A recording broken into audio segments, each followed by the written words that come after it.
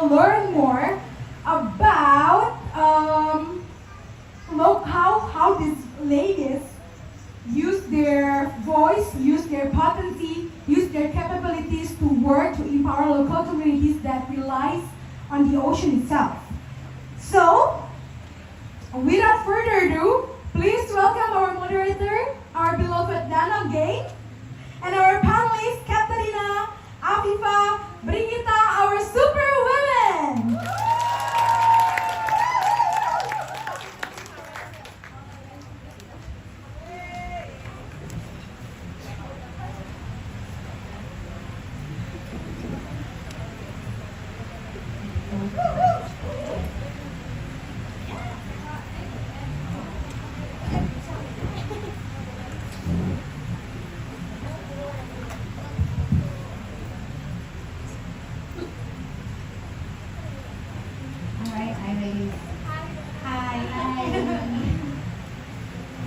Joining and for being on the panel. Maybe you want to start with introducing yourselves and what batch were you in and what are you working on now? Where are you?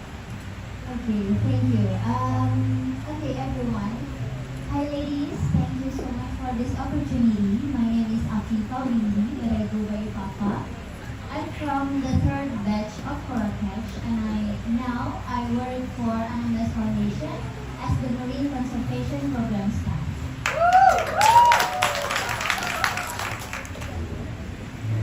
Okay, so hello everyone.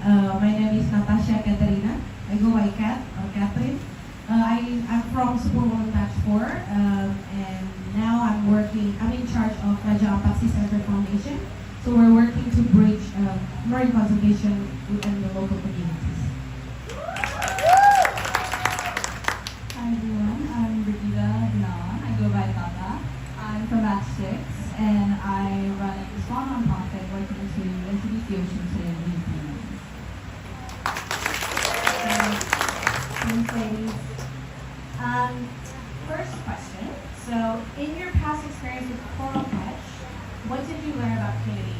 And what does community mean to you in your work on a day-to-day basis?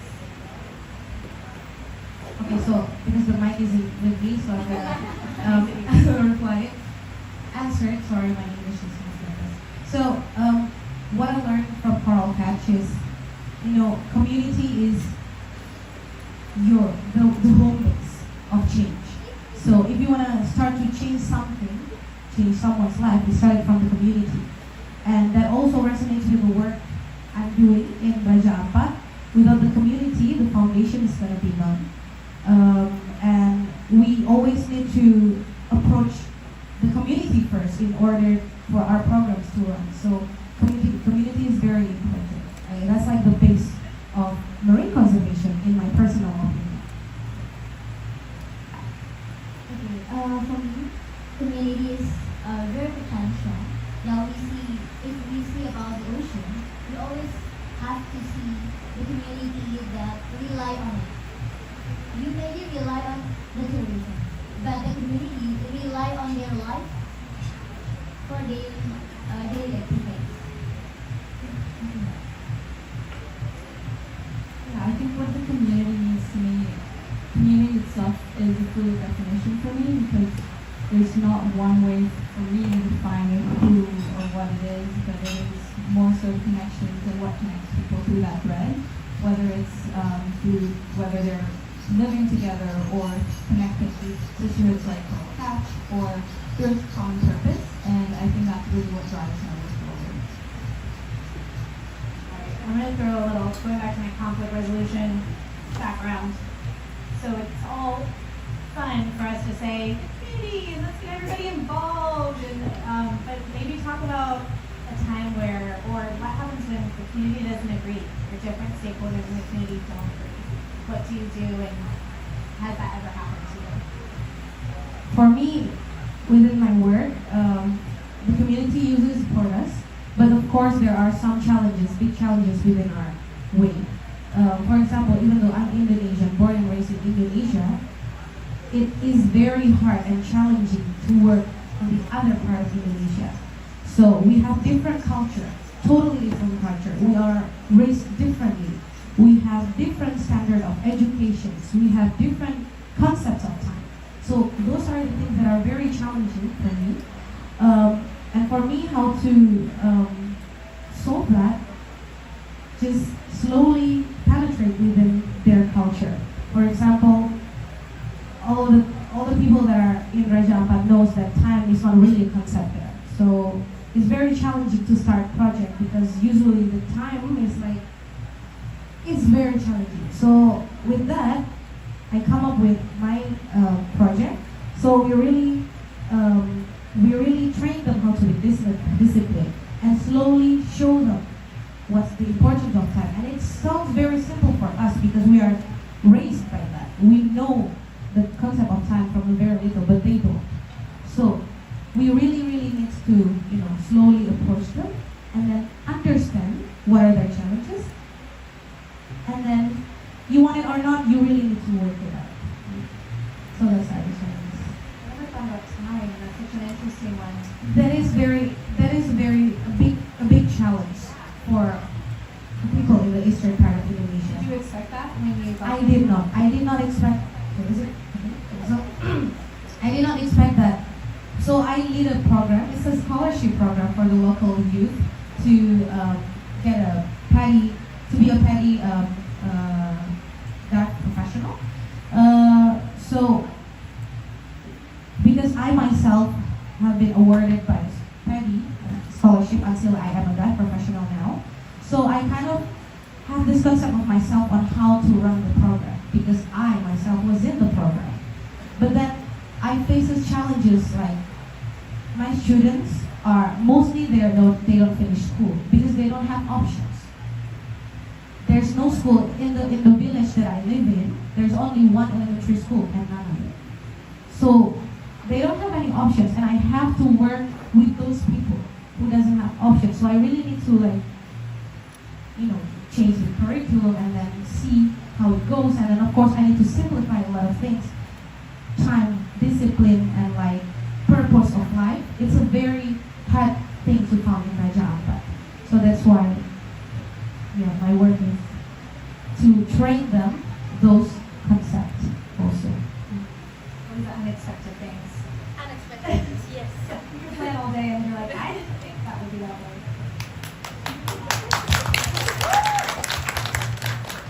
Okay, so the question is all about the things that are not expected and unexpected. Unexpected problem where either the community doesn't agree or where it was something maybe it was unexpected that you got from the community. Okay. So it's kind of different with Colorfetch. When I came to Colorfetch, we know all of us are eager to learn. It's easy for us to absorb the education, the material. It's so easy for us because we really want this scholarship. And then when I moved and stayed in Anambas Islands, I faced that the local community are not into help on protecting their oceans. The first thing they asked me that why do we have to protect their oceans? Because coral can grow themselves. We don't have to replant the corals. They will grow without our help. But why do we have to do this? It is something that really knocked me out. Okay, they cannot understand if we say about science things. It's so easy for us, for the coral catch Superwomen, to understand the science behind the coral. But when we say about science things to the local community that mostly have lower education than us, it's not about being underestimated for them. No, it's a potential. So we have a challenge. We have our new struggle to see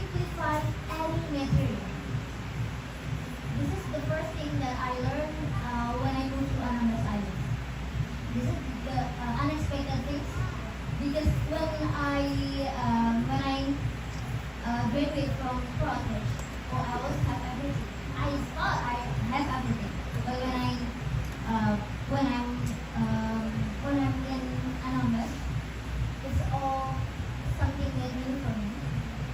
And yeah, that's it. I think I resonate quite a bit with what you just said as well. My challenge is quite expected actually, because I'm trying to communicate certain policies like the fact 30 by 30, what it means to protect, and one of the first questions that we get is why do we need to protect the ocean, especially if it's just like right there. It looks okay to people who maybe aren't in the science field. And then I'm working with not so remote audiences, so it's quite the context are also similar in some ways. So I work to communicate what it means to protect the ocean to landlocked communities, to people who may have never seen the ocean ever, despite living in Indonesia. And I think the biggest challenge is trying to bridge that gap of what it means to support global targets, support conservation targets.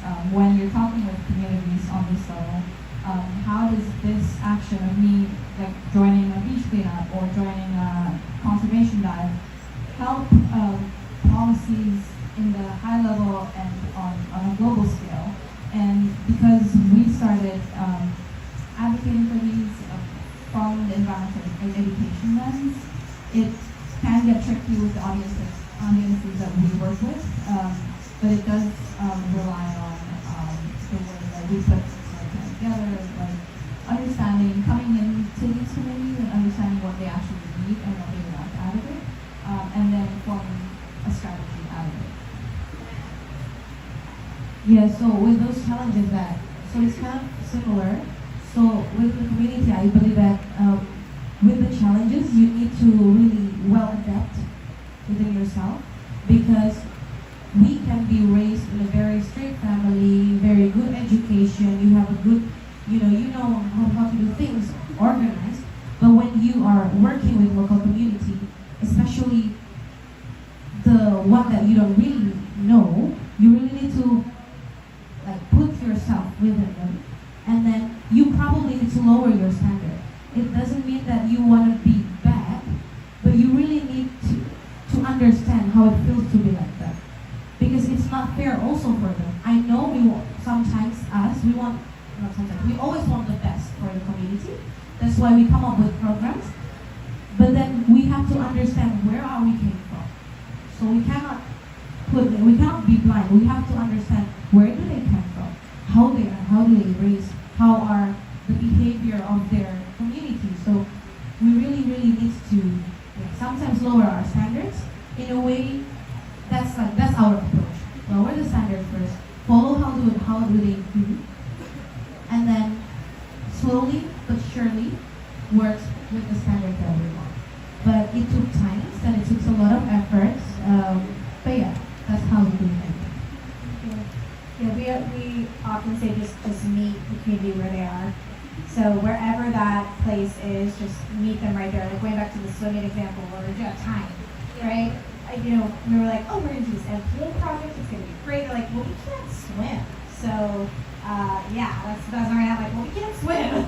Then you probably should start there and just meet them. And from swimming opens up this flower of loving the ocean. Because once you put your head under the water, there's like no going back, right? Yeah, so just meet the community where they are. And then one thing that happens with us too is we'll create programs, and then we'll get there and we're like, this program, they didn't even need this program.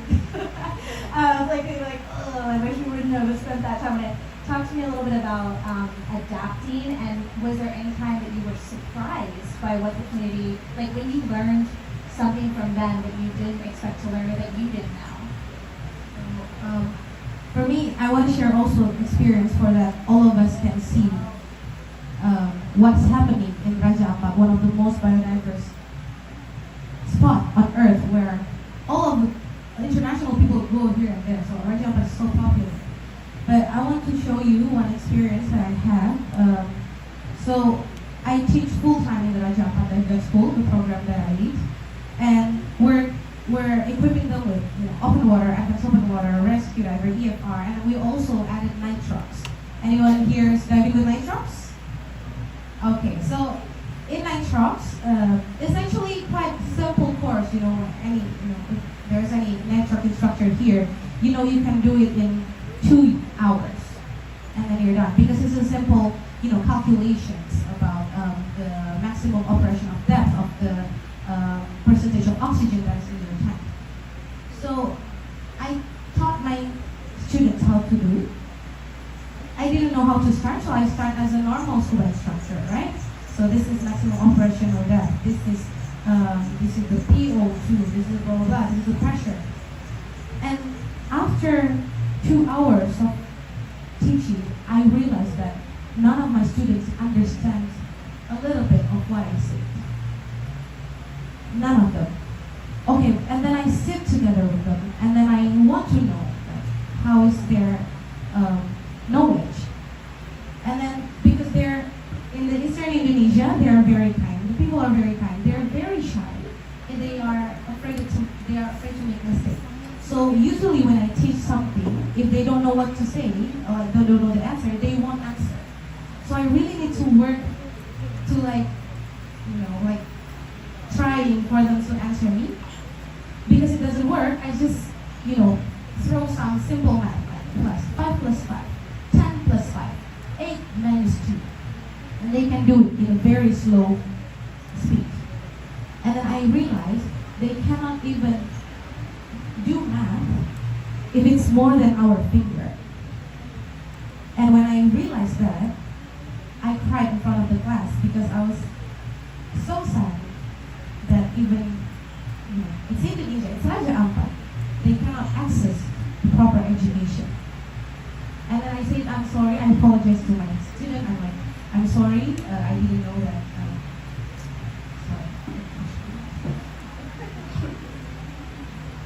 So I said, I apologize because I didn't know that. It was so hard for me. Because growing up, 5 plus 5 is since we're before school, we know. And for them, they cannot do it. And then so I'm thinking, how can I teach them nitrox? How can I teach them nitrox? Or if they don't know, what is 10 plus 5? So I work my way, and then I say to them, okay, let's make it a 4-day course. Okay? So it's 8 hours, full day of learning the basic math, and then after dinner, because in Raja Ampat we live together, after dinner you need to go back and then sit with me, and then I will show you how to do calculations. And what really surprises me is their resilience, because I keep pushing them to new things that they don't know. I'm like alien, pushing them to learn this and that, and then they keep failing and failing. But they don't stop. Their resilience is amazing. That's why I'm very happy that I do it. They say they're learning so much from me. They say I changed their life, but I say to them, no, they changed my life. And then they change how I see them. I think that's the thing that I learned from my students.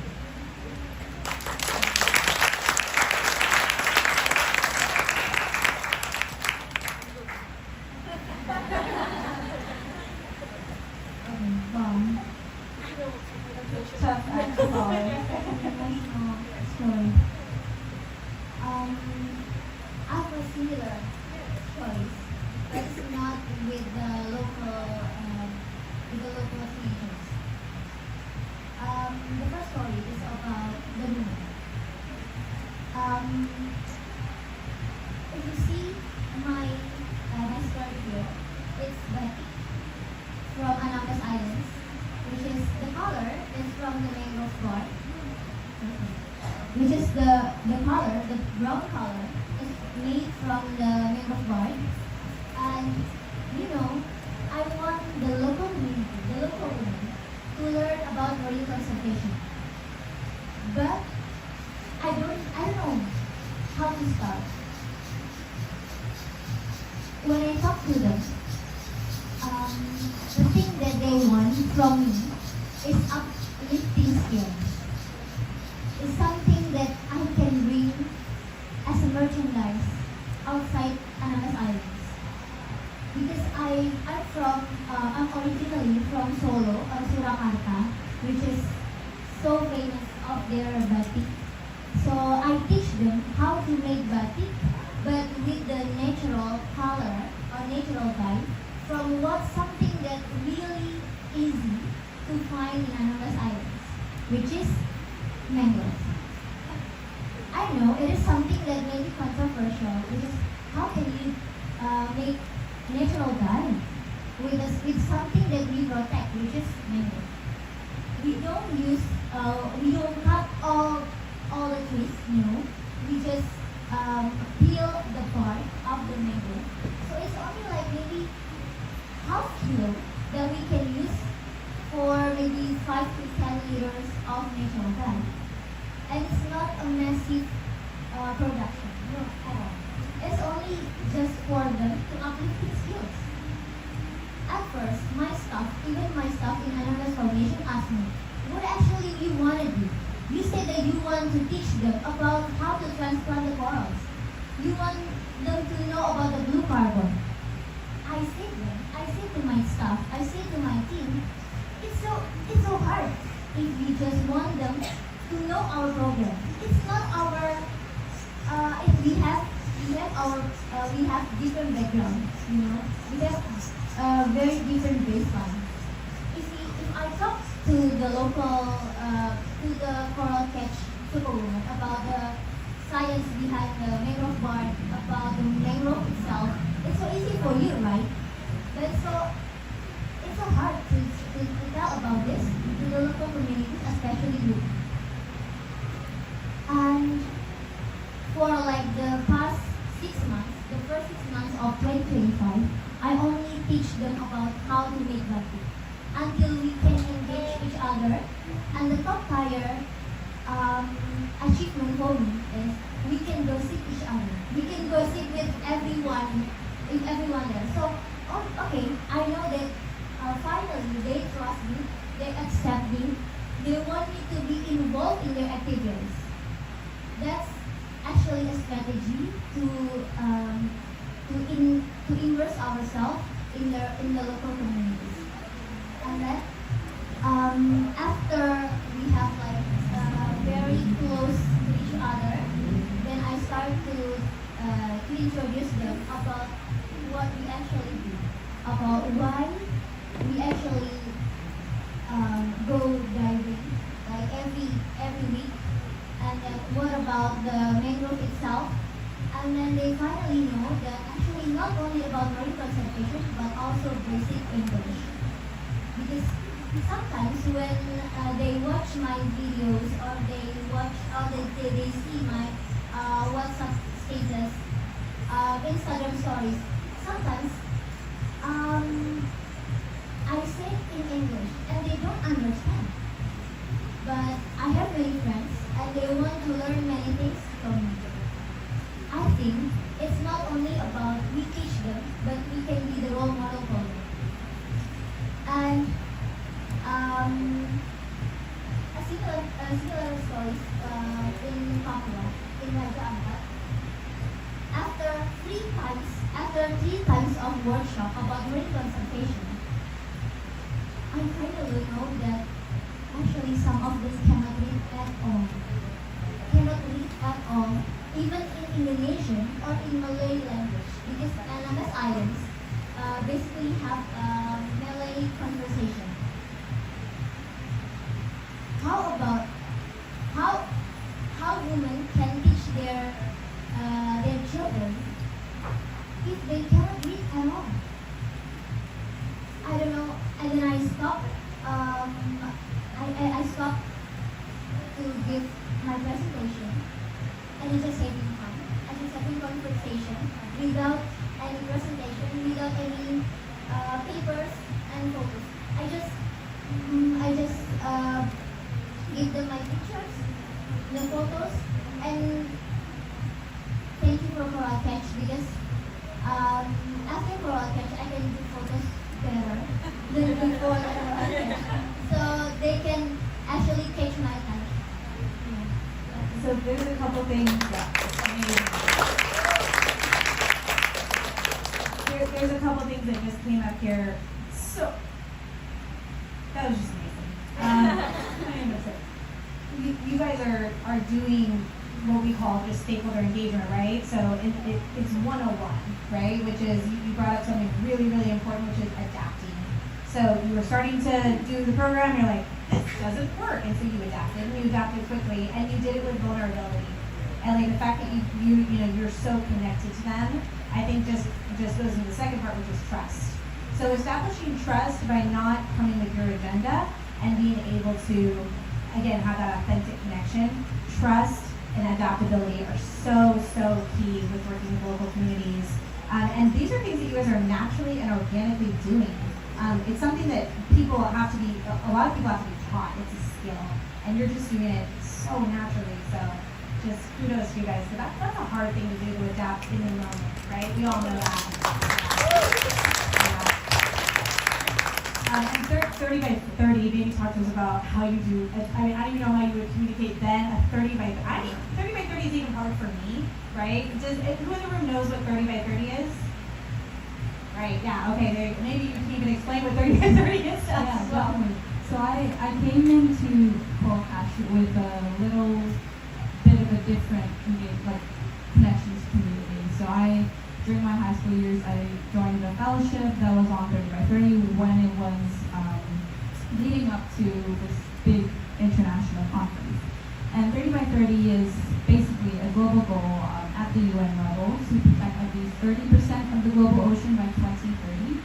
And that's a lot. We're sitting at only 2 or 3% fully protected, and it's not going well. There are people who are on the ambitious side and hopeful side where obviously, these do help generate funding, get more attention to issues, and it's sort of catchy, 30 by 30.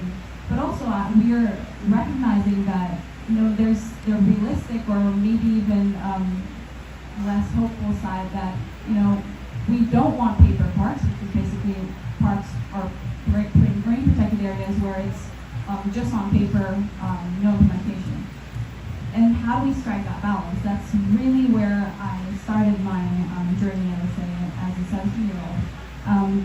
And that's where I started engaging with UN level things, and through Coral Catch, I got to engage with the local community issues and seeing what it means to, live in coastal island, in a coastal place, and what these different stakeholders have in terms of opposing perspectives, and why certain things wouldn't work on a UN level, obviously, because you can't just implement things without understanding what it means at the local level. So what I decided to do, I work with a lot of schools and educators, and a lot of times we talk about 30 by 30. It's on the agenda of, what does it mean for you to connect with the ocean? And for Indonesia, it's easy to strike that connection because we're the biggest archipelago, we depend on it economically. And if you take it a little step further, you can talk about how communities are the people who are making this happen. You can't protect an area without first recognizing and protecting the community who works and lives there. So that's where we ended up noticing, policies are hard to translate, and while it's the whole target is ambitious, but it is sort of needed for us to drive forward. But essentially, through our programs, we're trying to bridge that gap. And what we're doing is we're providing more opportunities for them to learn first about the ocean. Policies come later. It doesn't need to be introduced very early on. But really just engaging with them, first of all, understanding what they need. We work with younger students mostly, and a lot of them obviously have not been to scuba diving. A lot of them also have not been to the ocean or seen the ocean. And these are in industrial towns or cities that are highly populated. So through our programs, we provide them with opportunities like scholarships to actually discover scuba for the first time. We use virtual reality for some of our workshops to help them visualize what it looks like to be in that immersive space. And then at some point, scholarship, we then introduced what 30 by 30 means. Although the campaign that initially started was on 30 by 30, we always make sure that what we're putting forward is more on what they need and what they want. Thank you.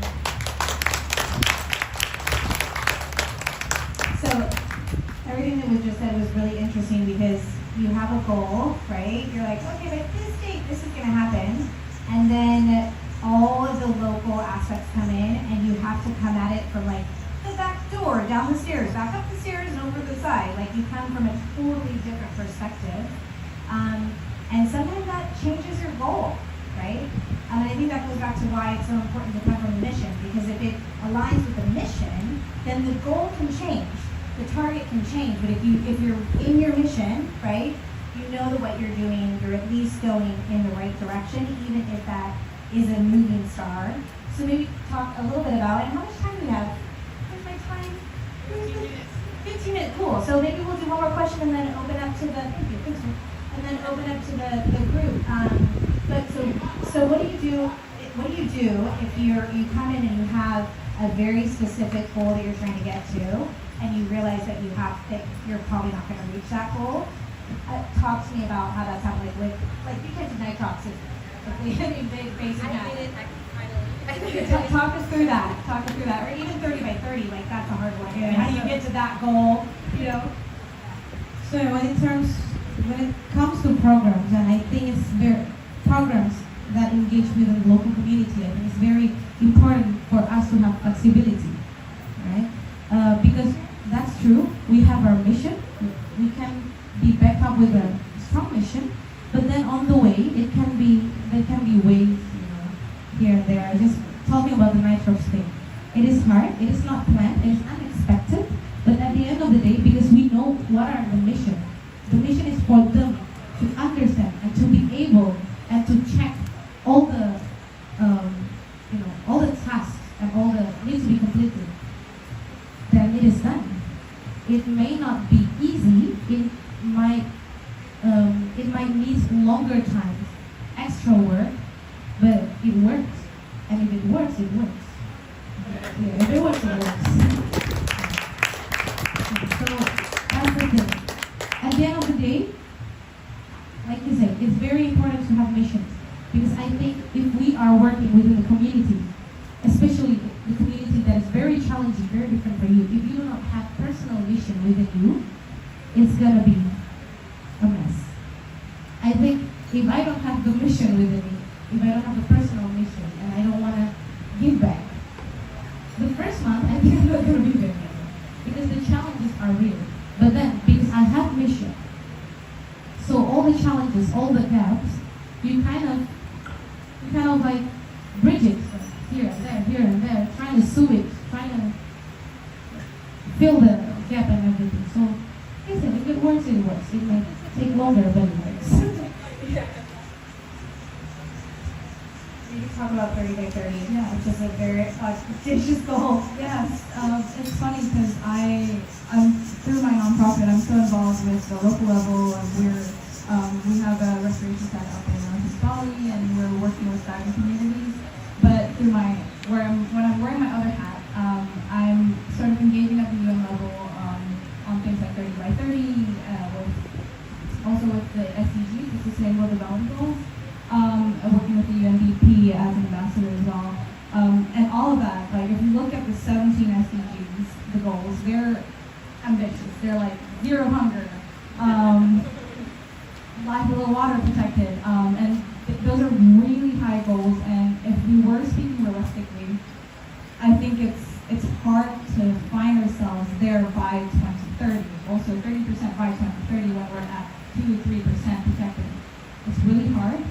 But what I found really most recently when I was reflecting, I was at the United Nations General Assembly a couple weeks ago with the UNDP, and a big conversation and the highlight that I found was I look at it like almost like a flight map. When we're going on a flight, a long haul flight, usually we can see that globe where you have a direction, and you're on that tiny icon of the plane where you're heading towards a direction. It might not move that much in that small amount of time that you're sitting there, but it does have a path and it does have a direction. And what I personally think is that these goals, like 30 by 30 and the SDGs, they seem far away. And there is a deadline to it. And if we look at historically, the Millennium Development Goals, Aichi targets, everything else before these, we haven't had a really good track record of accomplishing these goals. But I think that these goals are still needed, because if we didn't have that ambitious target in the end, where exactly are we going and what path are we taking to get there? So my perspective might be a little more hopeful, but I think as long as we're staying true to our own mission and it does drive towards a certain purpose, we can take these goals as like reaching for the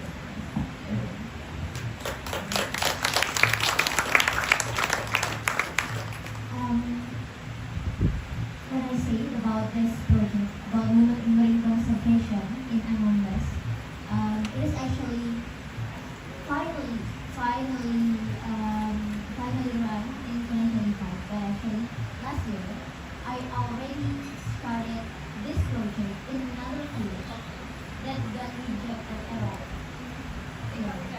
Get rejected just because they don't really feel it is necessary.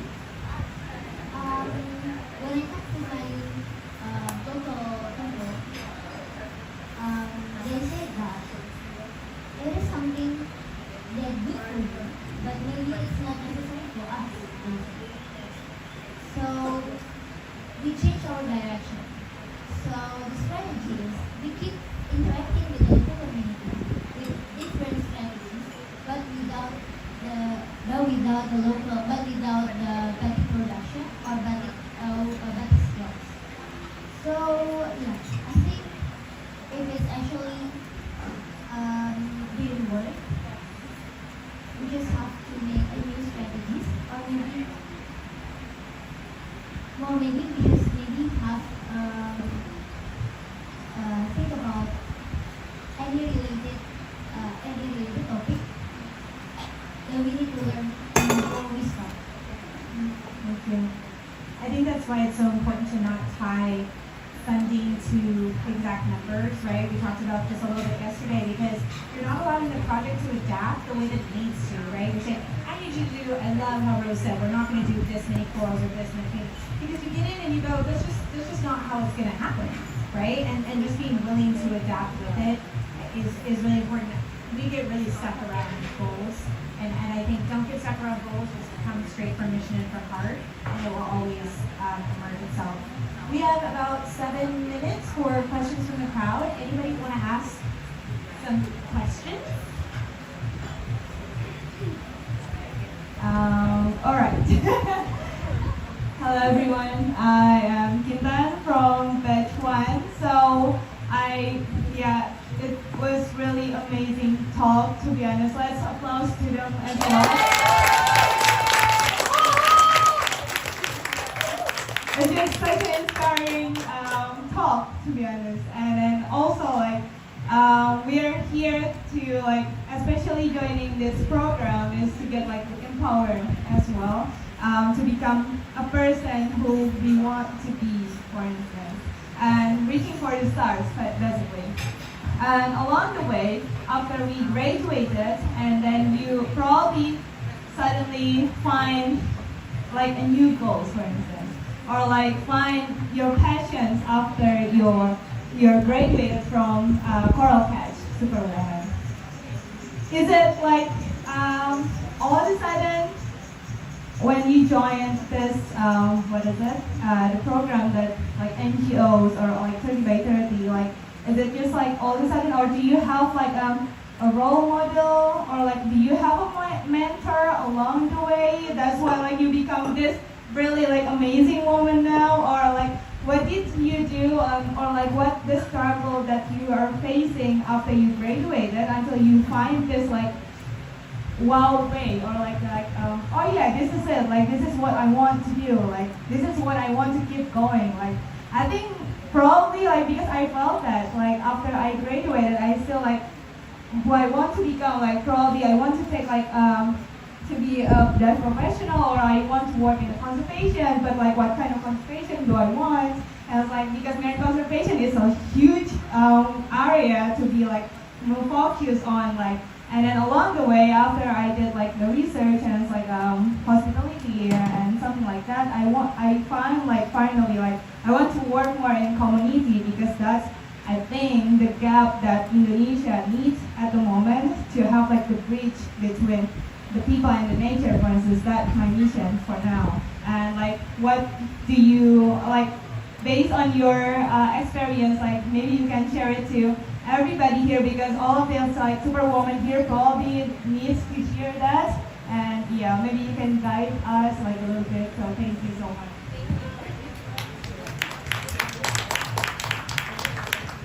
Okay, so thank you, Katindan, for the question. That was a lot, but it's fun. So, after the coral catch, so I think Rose knows also. I've always told Rose, like, I have a big dream.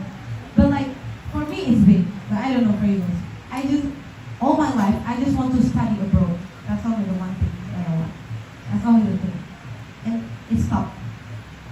And then Rose always told me to, because I think she knows I tried like so hard, and then she always told me to calm down, to calm down, yeah, to calm down, and don't put stress on yourself. You will see your own people.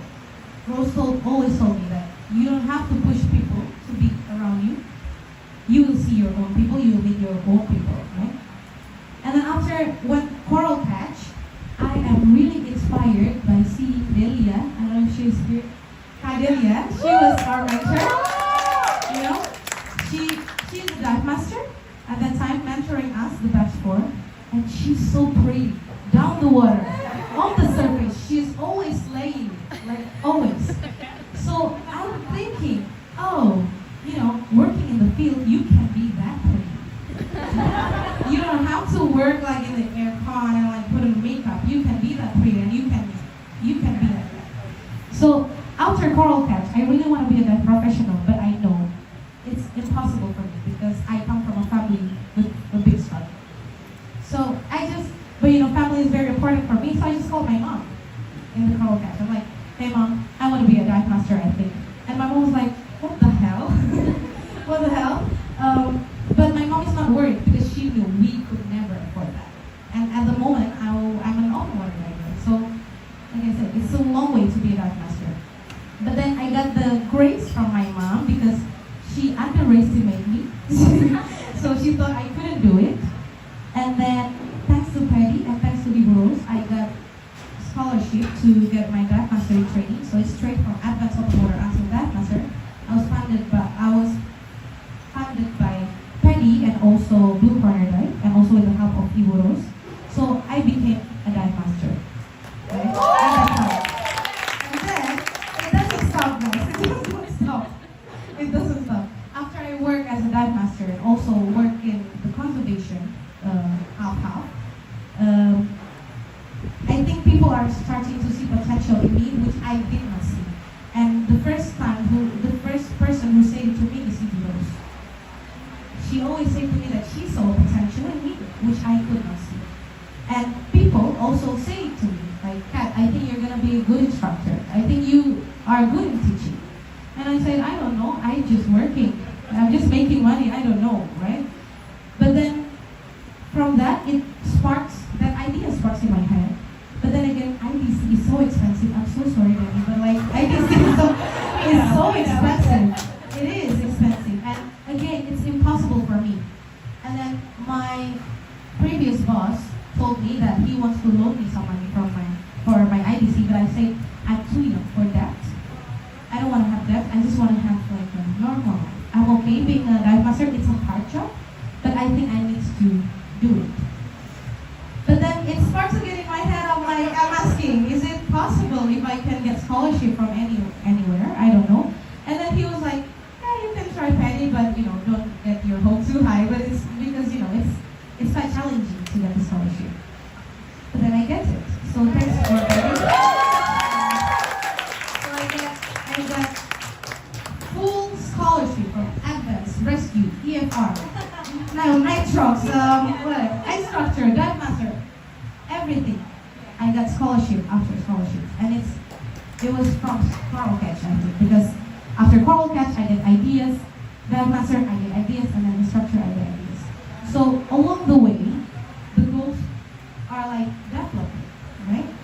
Before I want to study abroad, and then now I still want to study abroad, but I want to do something. Why do I want to do something? Because all these scholarships, all these people, all these helping hands, they really changed me. Oh my God, this is the time again, bro. It really changed my life because I am a person who doesn't have an option, and it sucks to not have an option. I know a lot of people here, sitting here, knows how it feels to not have an options. And in my head, after graduating, I thought I was going to be, I don't know, corporate or bank, right? I mean, it's good, but like, I don't know what to do, and I don't have options. I want to die, but I don't have options because family couldn't afford it. Okay. So because all these helping hands are so generous to me, that's why now I'm doing the work there. That's why I'm passionate in, because I work in the, I'm giving scholarships also for the locals of Papua to be a professional like that, because I know their life is also hard. It's a different hardship from what I have in mind, but I know they need to have options. It's like, yeah, the goal shifted, but the mission is there and it develops, and it comes with an inspiration, with a lot of help also.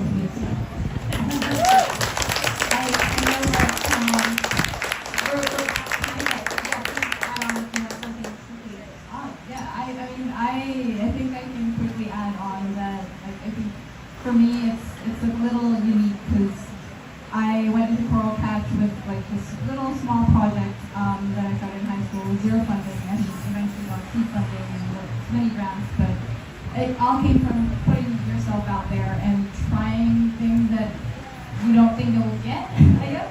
I guess to put it that way. Yeah, I will add on. So I took Igor's on August and September. I cannot take the Deaf Master Scholarship. Igor's, you know why I postponed that grades? It is because my woman in Anonymous, my local community asked me to stay for more than like 3 months just to teach them about Blue Water, about mangroves, about how to transplant the forest. They want me because one of them is pregnant, and the due date is on September. So before they have babies, they want to be involved in marine conservation. So I told her that you can always be yourself. You can always protect the ocean, even after you are a mother. And then, so I got my day leave now because it's okay, because we can always be women in marine conservation even before we get our Deaf Master Scholarship, or even before we are a scuba instructor, or even after we are a mother. I think that's it.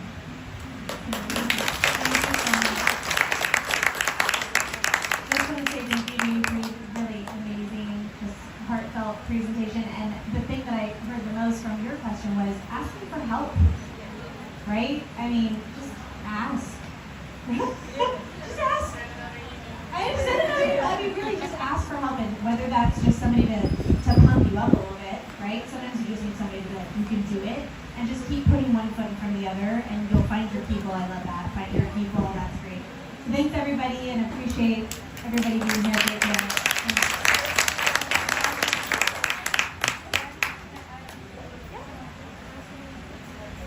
So I probably just like want to point out a little bit that to all of these Superwomen in here, like, don't be afraid to ask your sisters that in here to be like, if you need like a little bit of like sharing moment or like mentoring, like guidance, even though we are still learning, but we can learn each other, we can grow each other, or even you can also ask like all of the people in here to be like your mentor, or like if you need like a little bit like sharing moment or something, just feel free, because we're keen to like sharing everything to you, what from based on like our experience, and even like we can share each other and we can learn each other. So don't feel lost, because we also like been there before, so we know that. But through this sisterhood, it's really strong connection, and yeah, don't feel like you're alone in this stage. So yeah, thank you.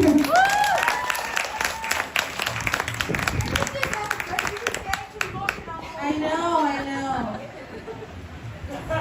Guys, I cannot speak.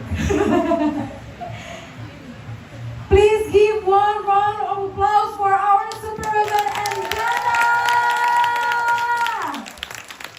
This is supposed to be a conference, guys, but